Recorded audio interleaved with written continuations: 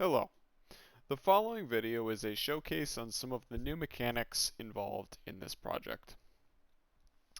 So, as you can see, I am a perfectly accepted member of this town.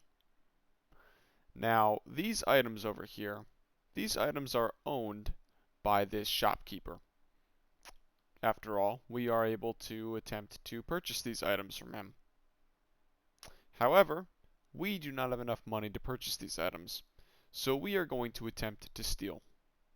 These items are marked as owned by this shopkeeper. This can be seen here in the editor window.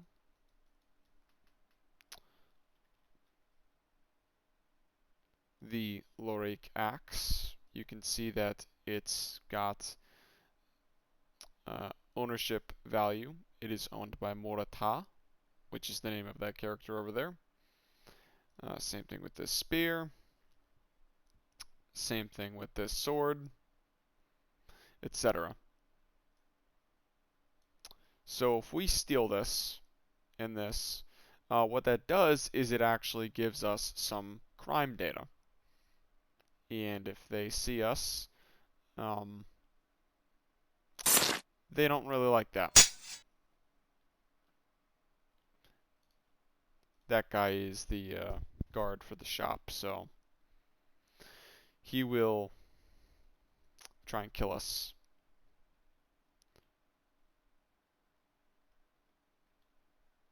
So let's go ahead and steal again. And same thing. He wants to attack us, kill us. He's a little derpy though. Still have some work to do on the AI.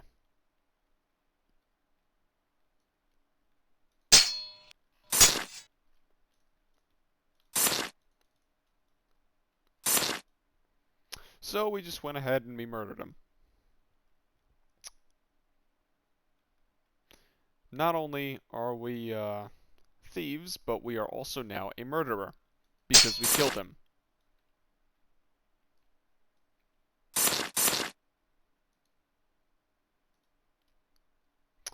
You can see that this is the case not only when we steal, but if we were to just go up to him and murder him to begin with.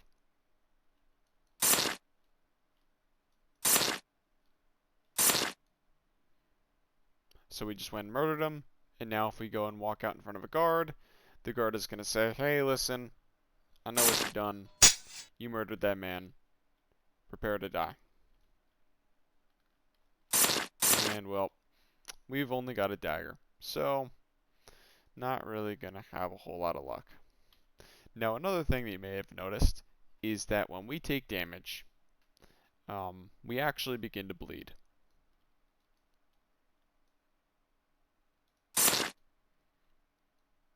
Come on, get over here.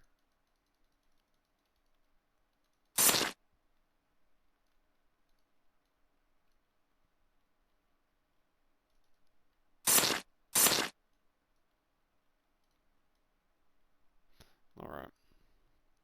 Maybe the guard will... There we go. Alright, so you will see that my health bar is draining, and my stamina bar got pretty messed up. This is because I am bleeding. And you can see this here under my player data. It is actually stored under the universal data, under status effects. Status effects are a new feature, and they can do a few different things.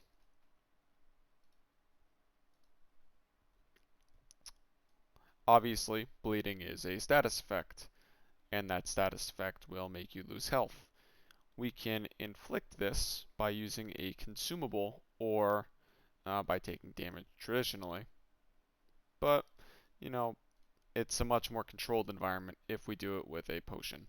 So, right here, we've got ourselves a potion, and we're just going to go ahead and drink it. And so you'll notice that now that I've consumed this potion, I have the bleeding status effect. It can be seen on my health bar that I'm taking damage, or you can see it here in my universal data, bleeding. Now, a cool thing is that you can use a bandage to stop your bleeding. However,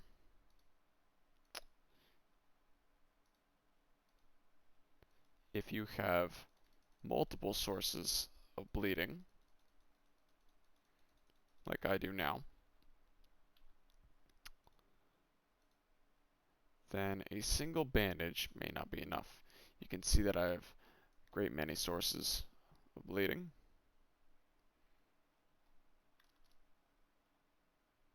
Oh, that wasn't meant to happen. I have to fix that.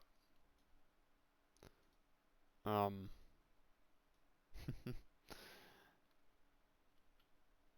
that's an easy fix though.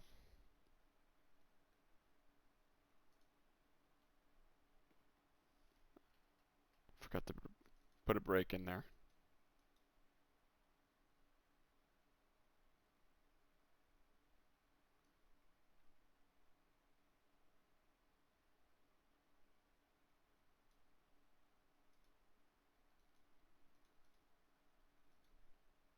Much better.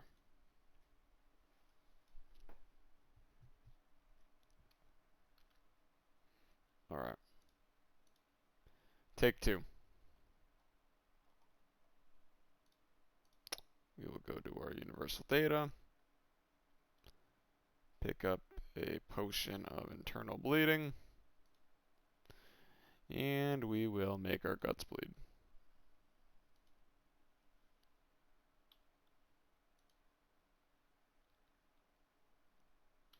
And now that our guts are bleeding, we'll go ahead and use this bandage, and you'll see that it really only affected a single instance of our bleeding, because different wounds require different bandages.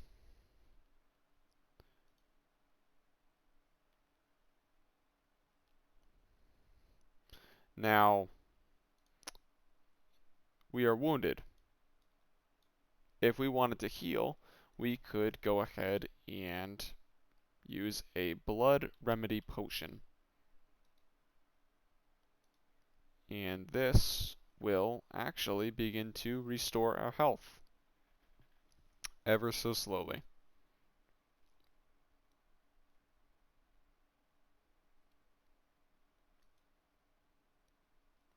Any health that goes above the threshold, it isn't real, because anytime that your stats get calculated, it will make sure that your health is capped. So it's just a visual bug. And if you make sure that you drink all of your potion, you will end up with an empty bottle. Currently, nothing can be done with empty bottles, but I plan that you can fill them up with stuff. So far we have covered the crime in theft, crime in murder and assault, status effects such as bleeding, bandaging, and healing. And that framework can apply to other things such as burning, poison, etc. They just haven't been added yet.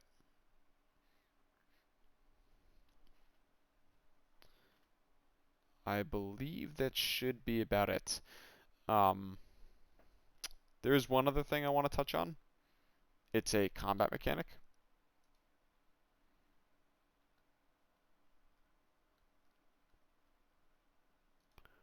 So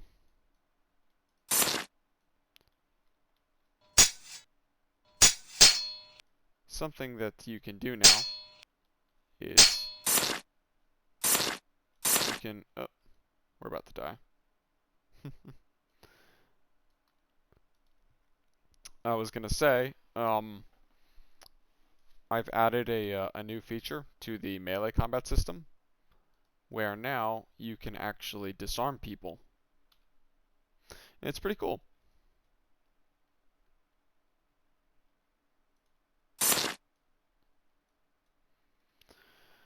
We're getting pretty messed up.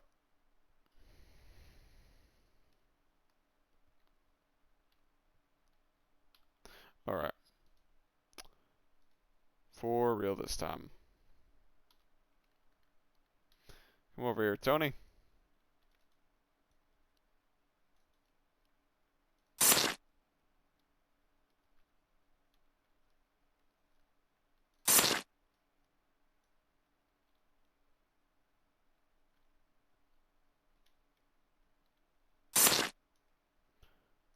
That didn't really work because he just died.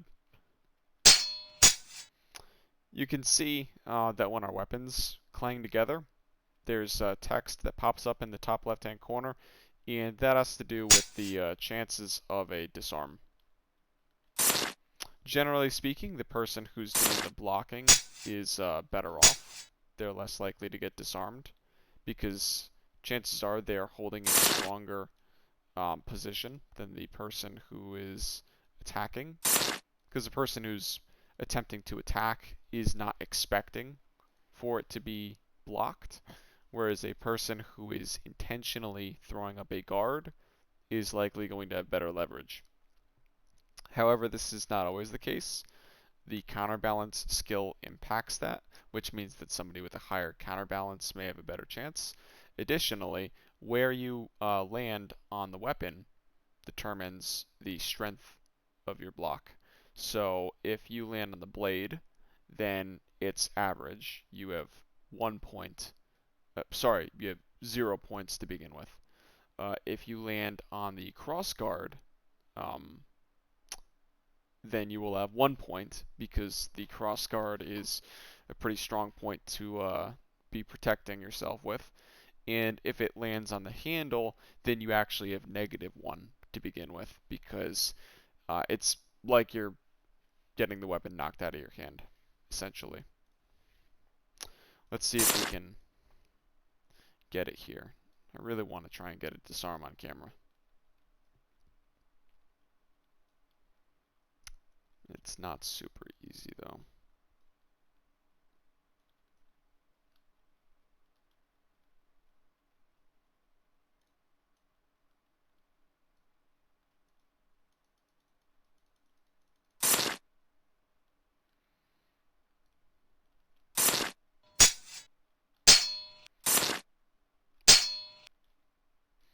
You can also get disarmed from doing the attack. And you have your best chances. Oh, right there, we just disarmed him. Oh, but it looks like the other guy is going to kill us. Well, that's unfortunate. But yeah, so disarming, it's not super common, but it can happen. Your best chance is if you are going to attack while the other person is attacking, and they connect with your attack, and if they are doing a thrust, then that means that they are going to have an even weaker stance because thrust attacks aren't really as structured. Although if that's incorrect, please let me know because I'm not actually too familiar. I just envisioned that a thrust would probably be less structured.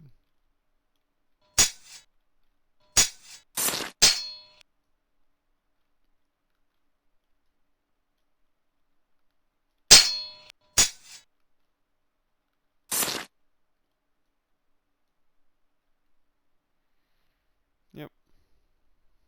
So that about concludes it. I would love to hear anyone's feedback, and that's all. Have a good one.